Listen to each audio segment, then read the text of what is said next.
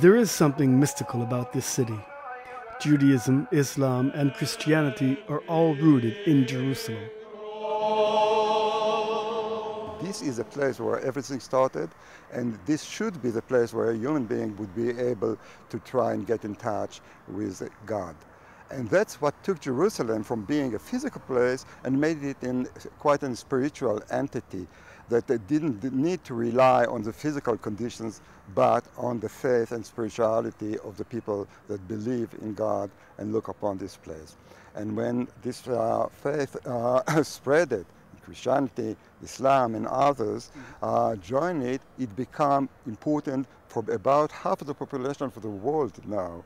Millions of pilgrims and tourists flock to the holy city every year.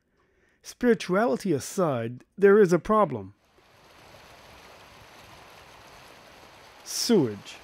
The Kidron Basin, the major pilgrim ascent for Jews, Christians, and Muslims, has been treated as the city's dirty backyard, a polluted dump neglected for decades as it runs from Israel to the Palestinian territory until it reaches the Dead Sea. I'm standing upon the banks of the ancient biblical Kidron River. It used to flow with fresh water, but now 35,000 cubic meters of raw sewage flow in it every day. We're inside the boundaries of Jerusalem, just 3,000 meters from the old city and the holy sites and the tourists and the pilgrims, and we see raw sewage flowing freely here. We're in Jerusalem. We aren't in Somalia.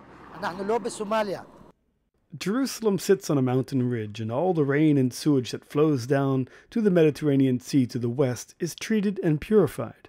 But the runoff to the east is not. It's an icky environmental catastrophe and potentially another flashpoint in the conflict between Israelis and the Palestinians. Naomi Tzur is the deputy mayor of Jerusalem, and she has a vision for the Kidron Basin. She heads the planning and environmental committees on the city council. Some of the sewage is Palestinian, some of the sewage is Israeli. We all know that sewage, like water, knows no boundaries. And it's a crying shame that 40,000 cubic meters, which is about 15 million cubes a year, that are geopolitically disputed cubic meters of sewage, and they should become disputed water that can bring prosperity to the area. The vision is to join Jerusalem to the Green Pilgrimage Network that hopes to come up with sustainable solutions for pilgrims. According to the Alliance on Religions and Conservation, around 100 million people go on pilgrimage every year.